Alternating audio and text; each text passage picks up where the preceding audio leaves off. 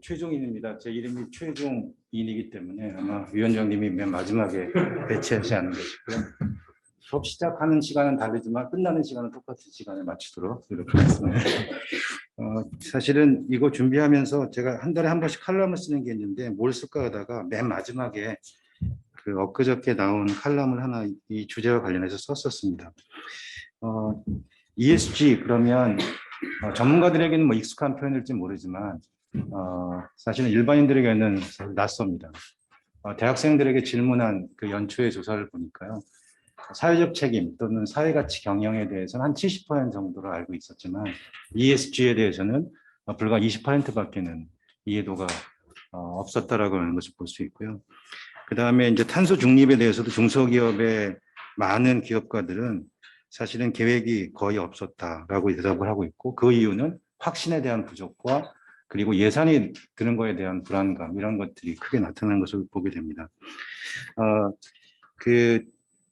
처음에 제가 만화를 하나 가져왔는데 이 만화가 주는 시사점은 뭐 여러 가지를 해석할 수 있는데 오늘에 비춰본다면 하나는 경제적 가치 또 하나는 사회적 가치라고 하는 것으로 볼 수 있을 것 같습니다. 이 두 가지가 밸런스가 맞아야 원하는 방향으로 갈 수 있지 그렇지 않으면 결국은 서클 원을 그리면서 제자리에 들어오는 그런 모습을 보여주고 있습니다. 제가 관련해서 몇 가지 책을 같이 공조하고 했었는데 하나는 사회가치 경영이라는 책이고 또 하나는 기술사업화라는 책입니다. 얼마 전에 썼던 글인데요. 제가 페이스북에 글을 하나 올렸더니 잘 아는 가까운 그 벤처 기업 하시는 분이 생존하기도 힘든데 ESG를 외치기가 쉽지 않다.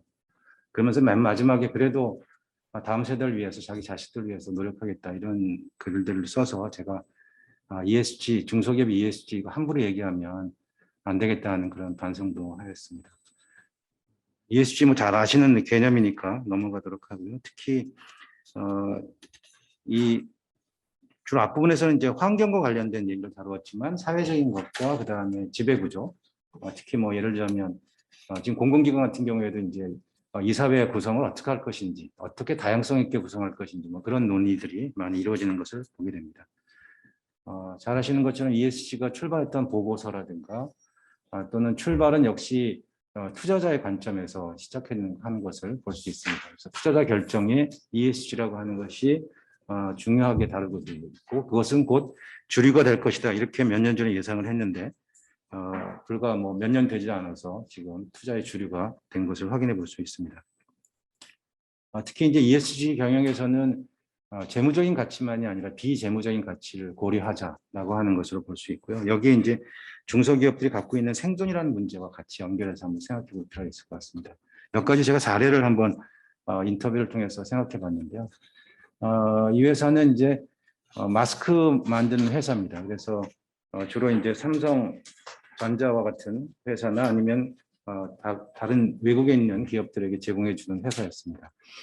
한 50번째 마스크 회사인데요. 작년 말에 마스크 회사가 1000개가 넘었고요. 지금은 뭐 공급 초과로 지금 뭐 무너지는 기업들이 굉장히 많이 있습니다. 근데 이 회사는 빨리 전환을 해서 해외 인증도 갖고 있고요. 그다음에 그 산화 생분해라고 해서 이런 제품들을 만들고 있습니다. 근데 이 제품 가격이 비싸거든요. 한 2배 이상을 두고 있어서 이 소비자들이 이제 이거 어떻게 구매할 건가라고 하는 구매 의도도 매우 중요한 것 같습니다.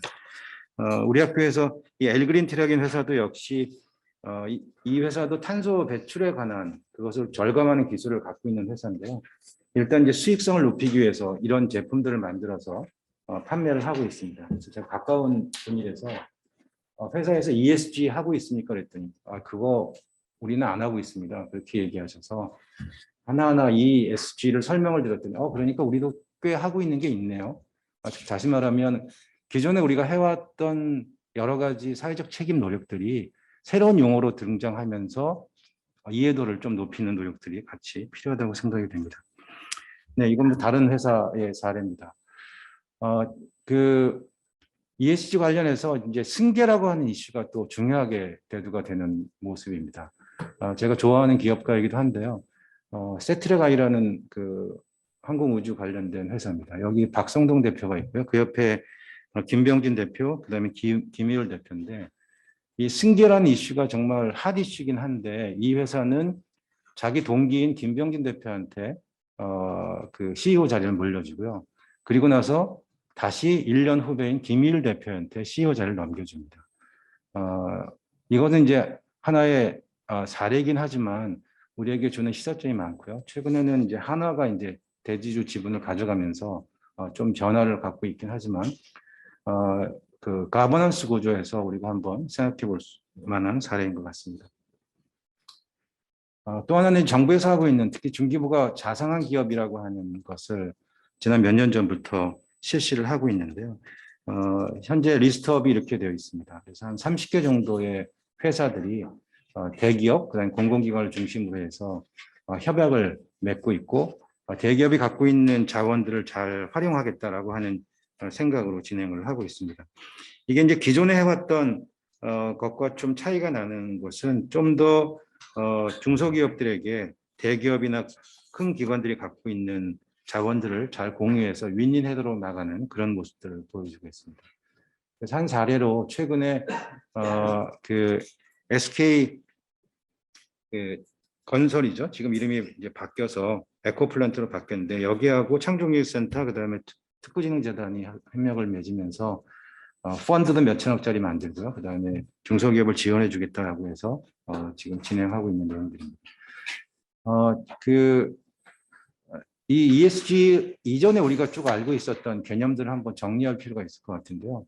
오랫동안 우리가 다루었던 사회적 책임, 그다음에 그거를 전통적인 것을 1.0이라고 놓고 본다면 그다음에 우리가 볼 수 있는 게 2.0이라고 하는 요소를 볼 수 있고요. 이게 이제 공유가치 창출이라고 하는 크리에이티브 밸류 쉐어드 밸류라고 하는 내용이고 이게 이제 사회가치 경영이 등장한 지 불과 한 2년, 몇 년 되지 않았습니다. 그런데 이제 다시 ESG라는 개념으로 등장하고 있는데 이 유사한 개념으로 볼 수 있는 게 잘 아시는 유엔의 SDG와 관련된 내용들이죠. 그래서 이 개념들을 정리를 해서 살펴보면 다른 내용은 다 빼고요. 그 앞에 보시면 엘 킹턴이 주장했던 개념, 저 도표에서 거기 한번 주의 있게 볼 필요가 있을 것 같습니다. 이걸 그림을 확대해서 보면 트리플 바텀 라인인데요. 기존의 바텀 라인, 그러니까 우리가 재무제표를 보면 맨 마지막에 보면 얼마 남았어 이걸 알 수 있잖아요. 그래서 얼마 남았고 얼마 적자인지라고 하는 그런 프로핏만 볼 것이 아니라 people, 사람, 그다음에 planet, 이 지구 환경을 같이 보자. 이게 결국은 지금 우리가 다루고 있는 ESG하고 다 연결되는 모습이라고 볼 수 있습니다. 근데 ESG를 강조하다 보면 놓칠 수 있는 게 뭐냐 하면 바로 profit이라고 하는 기업이 생존하기에 가장 기반이 되고 있는 이 프로핏을 놓칠 가능성이 굉장히 높다는 거죠. 그걸 어떻게 ESG와 프로핏을 잘 밸런스 있게 가져갈 거냐를 다루는 데 있어서는 이 엘킨턴의 트리플 바텀 라인을 우리가 눈여겨 좀 볼 필요가 있을 것 같습니다. 그래서 제가 이제 살펴봤었던 중요한 내용은 우리 중소기업가들에게 ESG의 가치 창출을 위한 기업가 정신에 관련된 여러 가지 교육 또는 전환을 위한 그런 노력들이 필요하지 않겠느냐라고 하는 겁니다.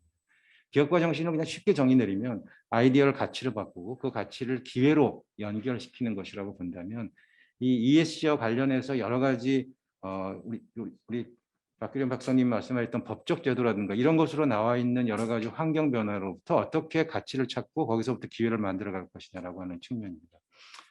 한 가지 사례인데요.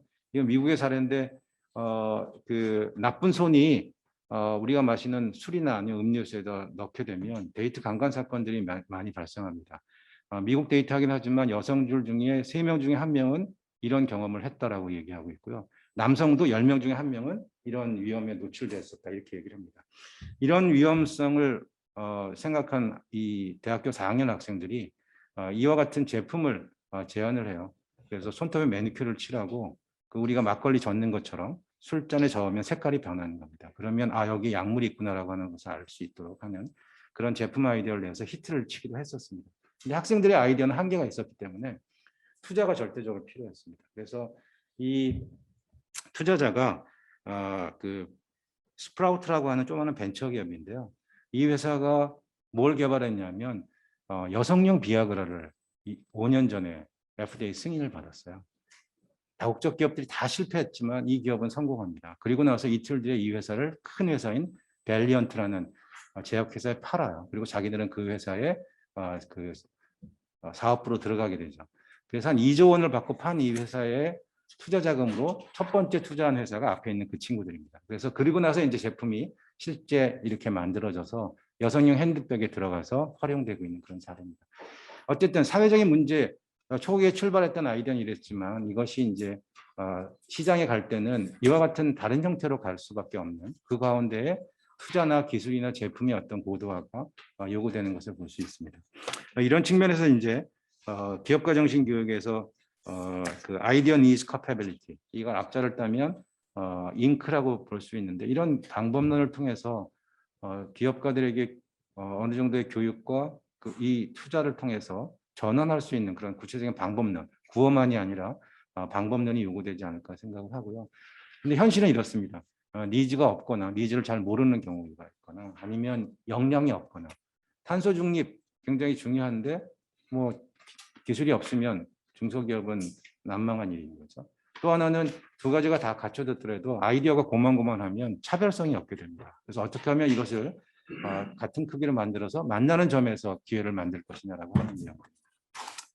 네, 세부적인 내용은 그냥 어떻게 아이디어를 만들고 그걸 기회로 바꿀 것인지에 대한 방법론이니까 넘어가도록 하겠습니다.